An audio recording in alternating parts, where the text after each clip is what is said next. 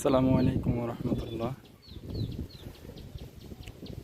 প্রিয় খামারি ভাই ও বোনেরা, এই যে দেখেন আমাদের নেপিয়ার ঘাস। বহুদিন ভিডিও আপলোড দেওয়া হয় না, তো আজকে একটি নতুন ভিডিও নিয়ে করতে যাচ্ছি। তো দেখেন এই যে আমাদের নেপিয়ার ঘাস,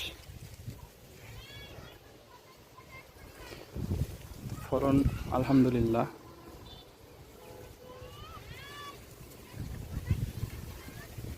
আসলে যারা গরু পালেন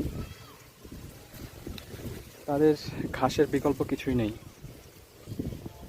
অনেকে অনেক কথা বলে থাকে যে দানাদার খাবার দিয়ে তারা পশুপালন করবেন, কিন্তু আসলে এখন যে দানাদার খাবারের কস্টিং,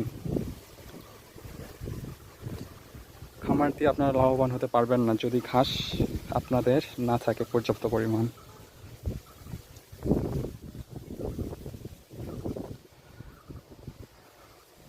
আমরা এখান থেকে ঘাস কেটে নিয়েছি, দেখেন।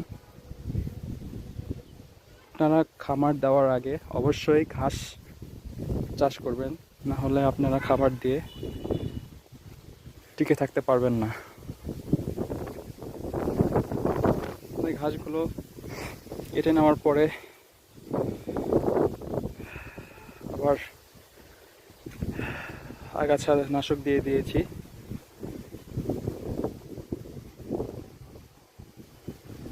যেগুলো একটু ছোট আছে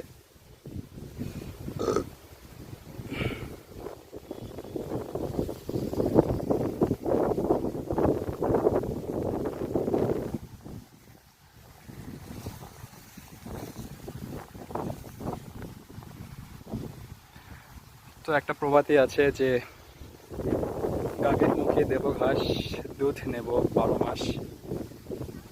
তো আপনারা সবাই ঘাস চাষ করবেন, খামার দেওয়ার আগে অবশ্যই ঘাস চাষ করবেন, না হলে কিন্তু আপনারা লাভবান হতে পারবেন না।